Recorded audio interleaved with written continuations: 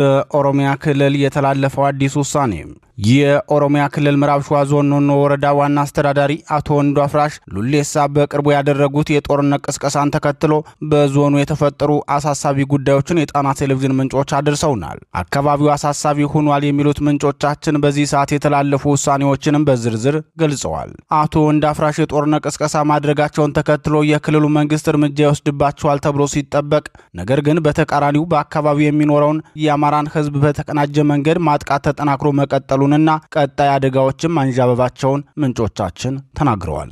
በዚህም መሰረት በምዕራብ ሸዋ ኖኖ ወረዳ ዙሪያ የሚኖሩ አማሮች የግል ትጥቃቸውን እንዲፈቱ ተደርገዋል። ማንኛውም የአማራ ተወላጅ ምንም አይነት የግል ትጥቅ እንዳይኖረው ቤት ለቤት እየገቡ መንጥረው ወስደዋል ብለዋል። ከዚህ በተጨማሪም የኖኖ ወረዳ ዋና አስተዳዳሪ አቶ ወንዱ አፍራሽ አቅም ለሌላቸው ወጣቶች ገንዘብ ያላችሁ መሳሪያ ገዝታችሁ ስጡ ብለው ባዘዙት መሰረት እያንዳንዱ የአካባቢው ባለሀብት 10 ክላሽ ገዝቶ ወጣቶችን እንዲያስታጥቅ ተወስኖበታል። ማንኛውም የኦሮሚያ ክልል ተወላጅ ወጣት ወደደም አልወደደም መታጠቅ ይኖርበታል የሚል መመሪያ ወርዷል ሲሉ አሁናዊ ሁኔታውን ገልጸውታል። ከቀናት በፊት ደግሞ ከአዲስ አበባ ተነስተው ወደ ወሎሶ ከተማ ያቀኑ 7 ሰዎችን ከመኪና አስወርደው ለአንድ ቀን ካሰሯቸው በኋላ ገድለዋቸዋል። ከሟቾቹ መካከል 2 የደብረ ብርሃን ከተማ መታወቂያ የያዙ ሲሆን አንዱ ከጎጃም አማራ የሄደ መሆኑን መታወቂያው ያመላክታል። ቀሪዎቹ 4 ሟቾች ደግሞ ሴቶች ሲሆኑ በጉራጌ ዞን የዳርጌ አካባቢ ነዋሪዎች እንደነበሩ ከመታወቂያቸው የተገኘው አድራሻቸው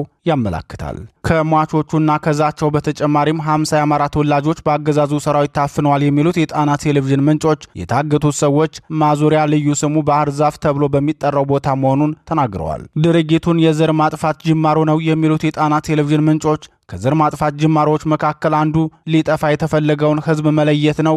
ለይቶ ማስቀመጥ በጅምላ ለመጨረስ ያመቻል።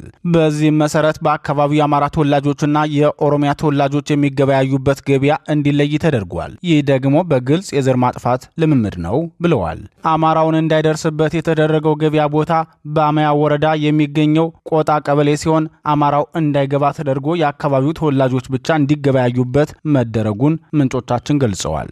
ከደቡብ አፍሪካው አፓርታይዳዊ ስርዓት ተሞክሮ የተወሰደበት አስከፊ ልምምድ መሆኑን የሚናገሩት የጣና ቴሌቪዥን ምንጮች ቀጣዮቹ ጊዜያት አስፈሪ ስለሆኑ የአገር ውስጥና የዓለም አቀፍ ተቋማት እውቅና እንዲኖራቸው አድርጉልን ሲሉ ምንጮቻችን ስጋታቸውን ተናግረዋል። ክቡራትና ክቡራን የጣና ቴሌቪዥን አድማጭ ተመልካቾቻችን የኖኖ ወረዳ አስተዳዳሪ ከዚህ በፊት የተናገሩትን ንግግር ተከታትለን እንመለስ። ኑኬሰታኤ ከንወጄሱ ከማንጎዱ ፊንጣሌ የአማራ ብሎ ነው የሚጀምረው። የአማራ ነፍጠኞች የአማራ ጽንፈኞች እንደማለት ነው። የአማራ ጽንፈኞች መንገድ ሀጂዎች ያሉ አልፎ ሀጂዎች መንገድ ሀጂዎች እንሰራለን ብለው አስቀመጥናቸው እንጂ ውስጣችን ሆነው የሚወጉን ከሆነ እኛ እናውቅበታለን። እንዲወጉን አይደለም ባሉበት እናጠፋቸዋለን ነው የሚለው። ባሉበት ቦታ እናጠፋቸዋለን ይላል። ለማንኛውም ህዝባችን እንኳን አወቀው ከውስጣችን የራሳችን ሸኔና የአማራ ጽንፈኛ ፋኖ ህዝባችንን እያረዱ መሆኑ ካወቀ ህዝባችን ይሄን ከተገነዘበ ለኛ በቂ ነው። እኛ ህዝባችንን ማስታጠቅ በጣም ቀላል ነገር ነው። ህዝባችንን እናስታጥቀዋለን። አሁን የያዛችሁት ዱላ ወደ ክላሽ ይቀየራል። ክላሽ ታጥቃችሁ ይሄንን ኃይል ራሳችን ቦታ ቁጭ ብሎ የሚወጋን ኃይል እናጠፋዋለን፣ እንደመስሰዋለን ይላል። ወጣቶች መንግስት ለእናንተ ትጥቅ ማስታጠቅ በጣም ቀላል ነገር ነው። አሁን የያዛችሁት ብትር ወደ ክላሽ ይቀየራል ይላል። አሁን ይሄ ብዙ ወጣቶችን ነው እያለ ያለው። ይሄ የያዛችሁት ዱላ ወደ ክላሽ መቀየር በምክንያት የለም።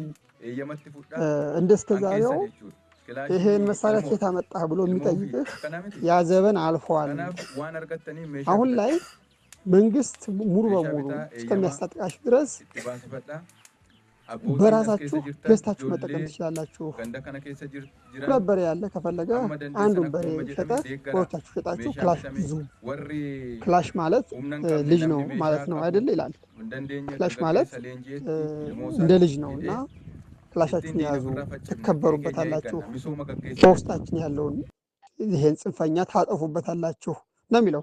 የኦሮሞኛ ትርጉሙን የሰራልንን የአማራ ፋኖ ሸዋ ጠቅላይ ግዛት እዝ አጼ አምደ ጽዮን ኮር ሚዲያና ኮሚኒኬሽን ኃላፊ አርበኛ ይድነቃቸው ማሙዬን እናመሰግናለን።